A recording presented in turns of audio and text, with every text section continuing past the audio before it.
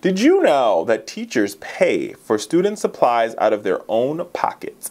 Yes, indeed, it is true. In the second volume in a series that, basically explores the reality of how greatly underfunded our public schools truly are, short supplies, and so on and so forth, we've turned to discover exactly what happens when our schools are underfunded. So in New York City, where children, toilets don't work, and in Philadelphia, where there was budget slashes, what we found was that teachers were paying the difference. Let's talk about Philadelphia, for example. One school in Philadelphia, Lingelbach Elementary, the school has no music classes nor playground equipment. There's a single noontime aide for the whole school, so 2 teachers volunteer to watch kids during lunchtime and recess. An upbeat school police officer is a plus, so she also is assigned with to 2 other schools. But what most teachers don't tell you is that they're the ones picking up the check, right? So when the school runs out of supplies or when they ration paper, teachers are the ones who come to the rescue, using their own paychecks sometimes, America, using their own paychecks sometimes to pay for notebooks and pencils and paper and so on and so forth. And there's so many different stories about this. And, I got to tell you, one teacher in particular spent over $2,000 on her classroom in the first year, including staples, tapes, posters, baskets, filing folders, bins, pencils, sharpeners, bookcases, books from my classroom library, sticky notes, pens, pencils, folders, tissues, hand wipes, snacks, movies, more books, whiteboards,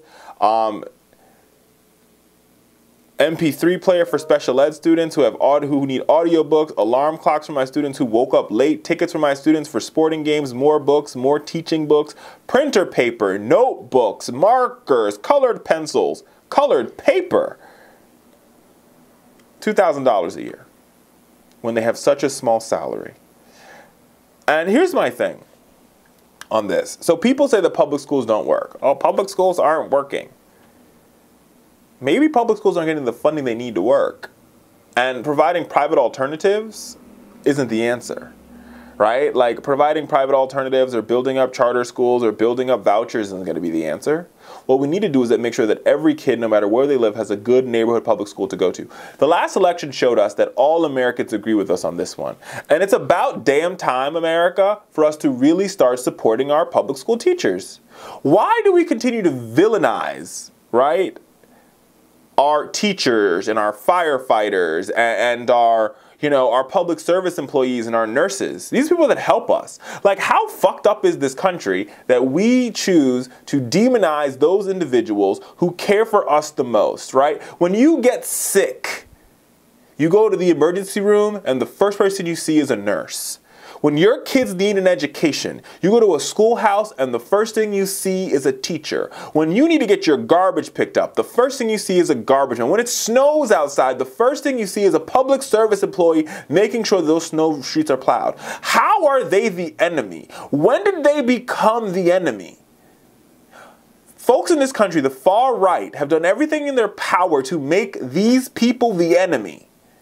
And I have a problem with it, y'all. But we are the ones that must correct these things. And that starts by having real conversation and telling those far-right loons to go fuck themselves. Come on, America. Come on. We could do it if we work together.